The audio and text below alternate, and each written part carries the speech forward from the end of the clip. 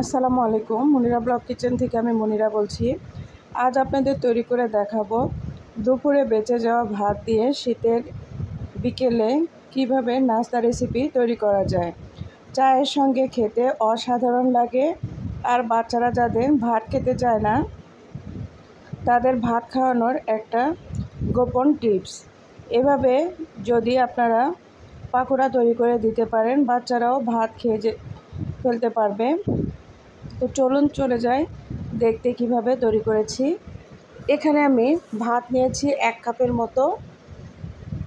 এখন এই ভাতগুলোকে ব্লেন্ড করে নিব। আর এখানে যা যা উপকরণ নিয়েছি সেগুলো সব দেখুন।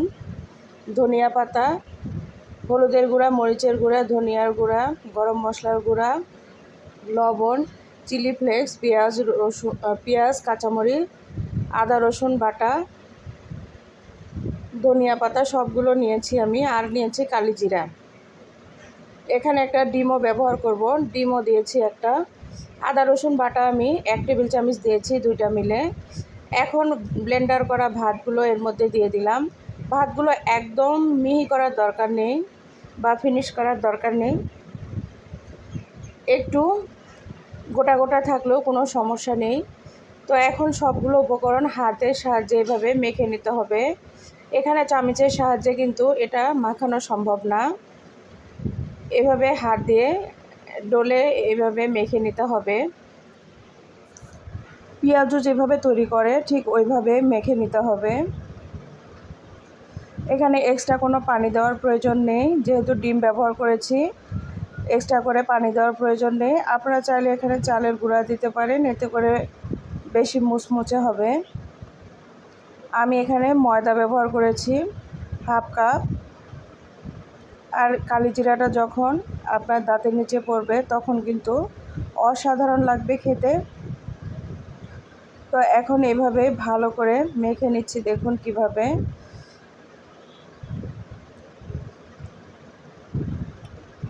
শীতের বিকেলগুলোতে এভাবে যদি পাকোড়া তৈরি করে খাওয়া যায় তাহলে কিন্তু অসাধারণ লাগে। চায়ের আড্ডাতে এরকম পাকোড়া থাকলে আর তো কোনো কথাই থাকে না। তো এখন আমি এটাকে ভালোভাবে তৈরি করে রেখে চুলার উপরে একটা কড়াই দিয়েছি আর তেলও দিয়েছি। এই কড়াইটা আমার ভাজা কাজে ব্যবহার হয়, এতে করে সুন্দরভাবে ভাজাগুলো তৈরি করা যায়, ফ্রাই করা যায়। তো এখন এই যে এভাবে ছোট ছোট করে আমি দিয়ে নিচ্ছি। আপনারা আপনাদের পছন্দ মতো শেপ দিতে পারেন, কোনো সমস্যা নেই। ছোট বড় যে যেমন করে তৈরি করবেন এভাবে তৈরি করে নিতে পারেন।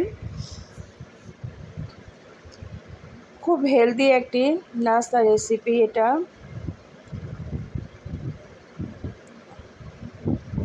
খেতে কিন্তু অসাধারণ ছিল। তো একে একে এভাবে আমি সবগুলো পাকোড়া দিয়ে নিব। পাকোড়াগুলোকে কিন্তু অবশ্যই লাল লাল করে ভেজে নিতে হবে। এক পাশে যখন হয়ে যাবে তখন এভাবে আলতো হাতে উল্টে পাল্টে দিতে হবে। এখানে যদি চালের গুঁড়া ব্যবহার করেন সেই ক্ষেত্রে কিন্তু অনেকটাই মুচমুচে হবে। আমার কাছে চালের গুঁড়া ছিল না, যার কারণে আমি ময়দা ব্যবহার করেছি।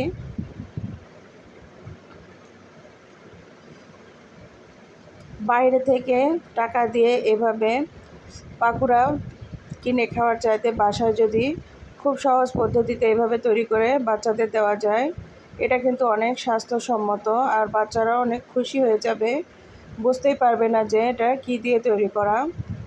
তো এখন আমি ভালো করে ভেজে নিয়েছি, এখন উঠিয়ে নিব। একটু লাল লাল করে ভেজে উঠিয়ে নেবেন, এতে করে খেতে ভালো লাগবে। এই তো আমি পাকোড়াগুলো উঠিয়ে নিচ্ছি।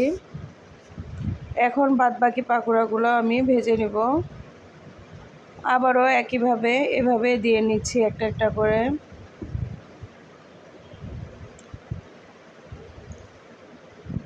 এই পাকোড়াগুলো যদি ছোট ছোট তৈরি করে নিতে পারেন সেটাও কিন্তু ভালো লাগে। আবার আরেকটা টিপস হচ্ছে, এই পাকোড়াগুলো দিয়ে কিন্তু ভাত দিয়ে খেতেও অসাধারণ লাগে। গরম গরম ভাতের সঙ্গে এই পাকোড়াগুলো কিন্তু খেতে অসাধারণ হয়ে থাকে। ভাবা যায় ভাত দিয়ে তৈরি পাকোড়া আবার ভাত দিয়ে খাওয়া যায়, কত সুন্দর তাই না? তো এই যে এগুলোও হয়ে গিয়েছে। অফ ক্যামেরাতে আমি ভালোভাবে লাল লাল করে ভেজে নিয়েছি। একটু সময় নিয়ে ভেজে নিতে হবে, পুরো ভিডিও তো আর ওইভাবে দেখানো যায় না, আপনারা দেখেই বুঝে নেবেন।